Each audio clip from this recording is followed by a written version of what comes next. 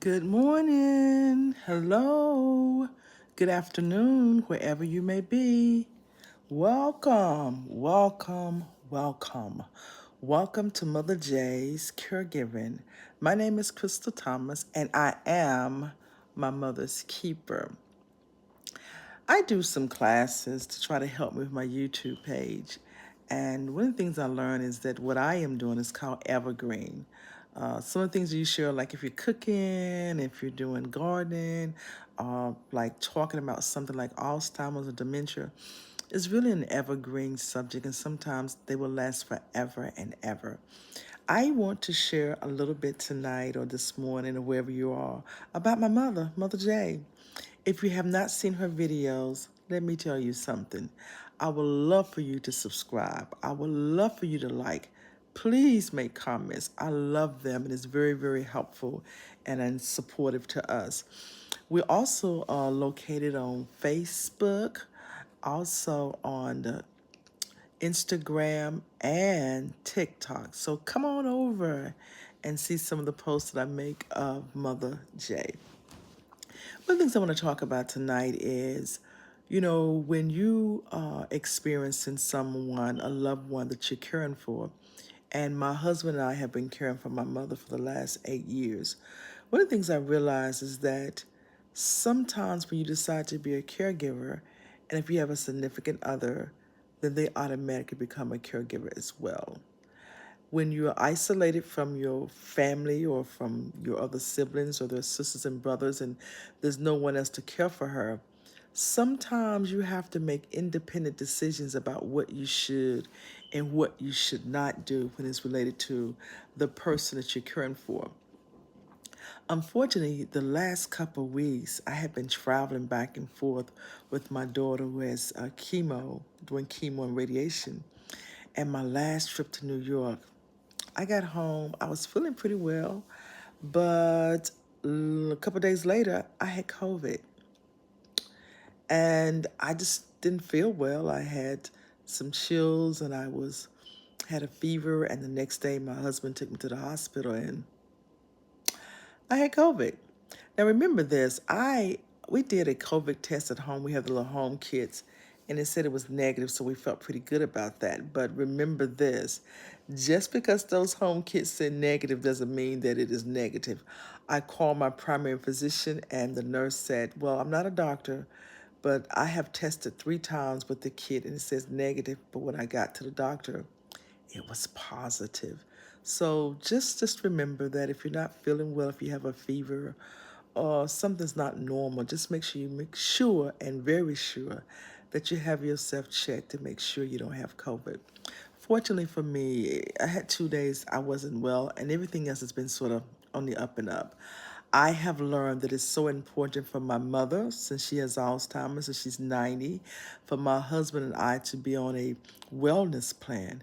And we constantly take vitamin D, elderberry, vitamin C. I also take iron because I'm iron deficient. And I just keep my immune system built up. So when a virus or something attacks me, it doesn't just take me down. I'm not hospitalized. So I'm thankful for that. But what happens to your mother or your father or whoever you may be caring for when you end up with COVID? Unfortunately, the next day, my husband had COVID. He didn't feel anything. He wasn't sick. There was no temperature or anything. And I said, baby, you need to go get tested. So he went to Walgreens, paid his $19.99.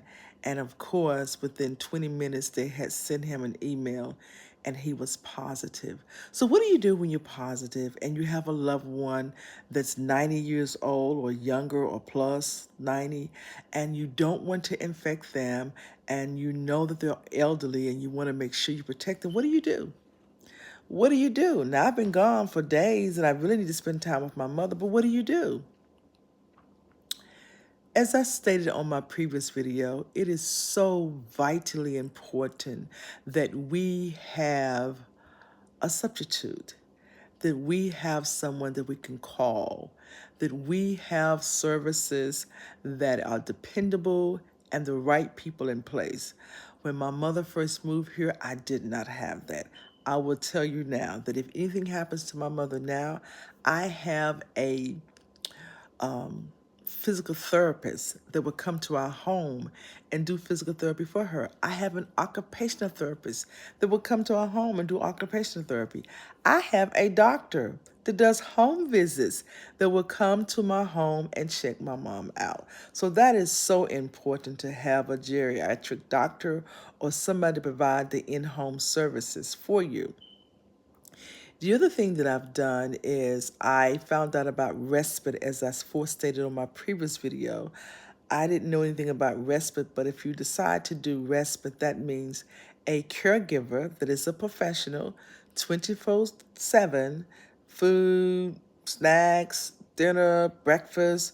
They make sure they're bathed, pajamas on, clean. They will take care of your loved one for whether it's 1 day, 2 days, a week, or whatever. And so it's important for you to know that you can have respite. I remember when I first started doing respite, I tried to, I just felt bad about leaving her. But we have to remember that we're human and that we need a break. And if you don't take care of yourself, you will not, absolutely, positively not be able to care for anybody else. So it took me a minute to adjust to that because, I like to dress her a certain way. I like to iron her clothes. But remember, when they go somewhere else, they will get the minimum or the maximum care that they provide.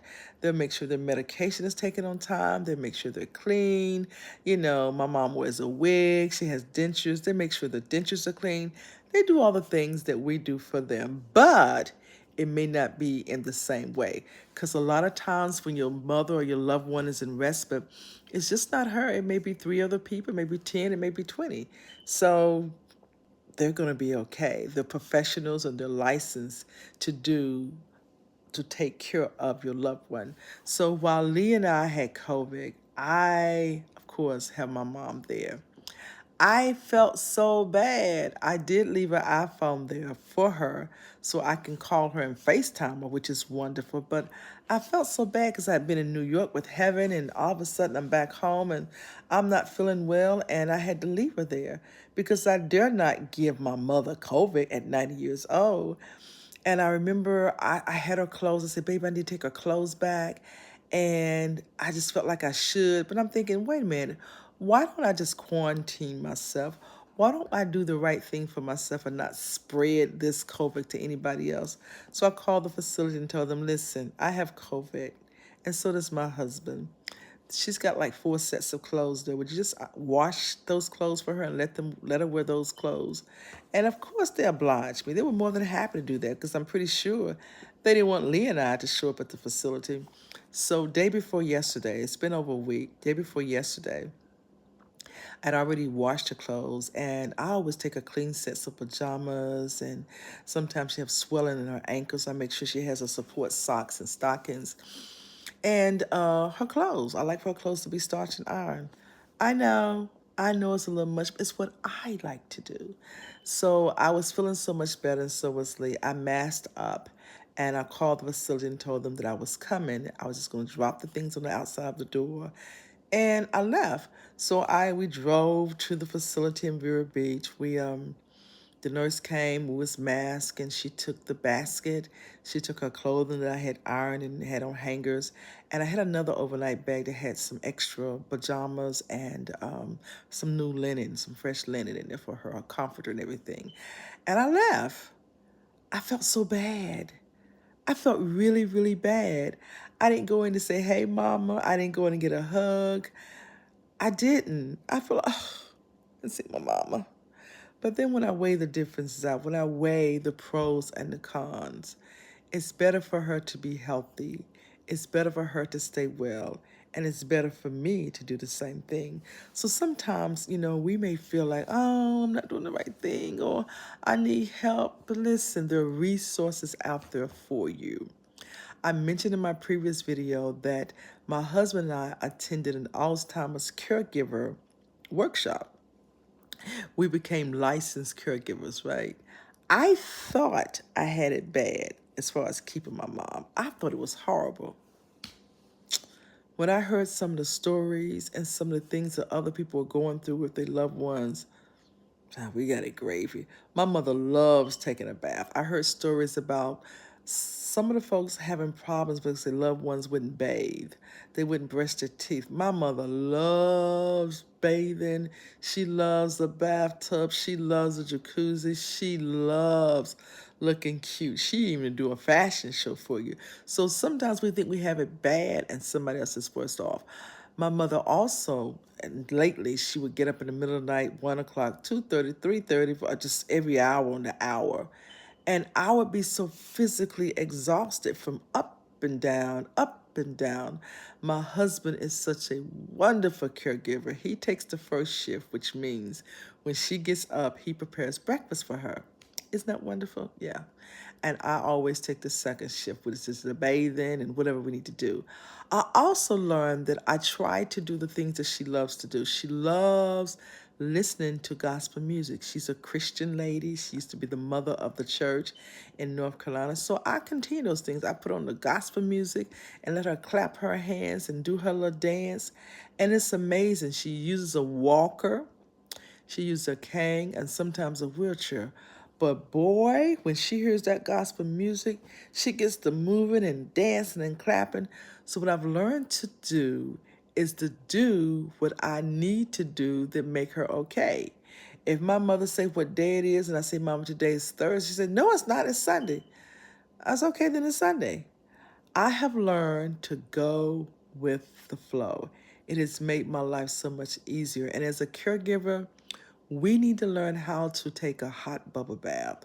We need to know how to go get in the jacuzzi. We need to learn how to just turn everything off and just lay in the bed and meditate. We need to learn how to decide, well, we're just going to sit in our bedroom and watch our favorite sitcoms or Lifetime movies or read a book or just meditate or pray or light a candle. If you don't take time out for yourself, you will not be able to help anybody else. So don't feel guilty about it. Do what you got to do to take care of yourself. And remember, there are other resources there for you. When I contacted the Alzheimer's community caregiver, I found out about respite. I found out about daycare. And let me tell you something else. I found out about an organization called Catholic Charities, the Catholic Church. And what they would do was send someone out to a registered nurse to sit with your loved one if you want to have some quality time. So my husband and I decided to do Tuesday night from 6 to 9. They will come out and they will sit with your loved one. They'll bring their own book. If you need the whatever needs to be done, they will do it for you.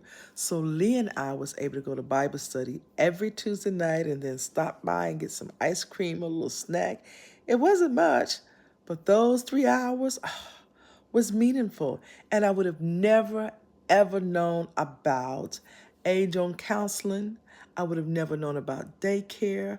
I would have never known about respite. And I would have never known about Catholic charities.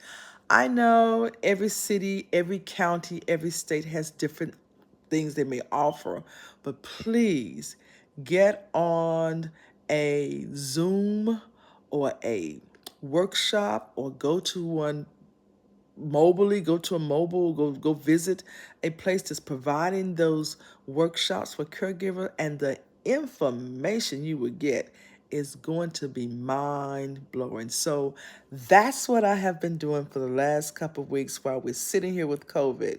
We're feeling good, but I dare not go unless I know that I am really COVID free. So hopefully what I've shared with you will benefit you, will help you. Like I said, I'm not an expert, but I am my mother's keeper. And remember this, when I come live, or if you see something, you want to make a comment or suggestion, please come on down and share that information with me. I am an open book and would love to know anything that would make my life easier and make Mother J's life easier as well. With that being said, have a beautiful day wherever you are, a wonderful morning, and an excellent evening, whatever country or wherever you may be viewing us. And remember, check us out on TikTok. We just started TikTok a couple weeks ago. We're on Facebook. It's Krista's Photo Finishing, and Krista A. Thomas is two different Facebook pages, and it's in parentheses, it says Mother J, and also Instagram. So with that being said, have a beautiful day. And again, Happy New Year, and thank you for being a part of my second live video. God bless. Bye-bye.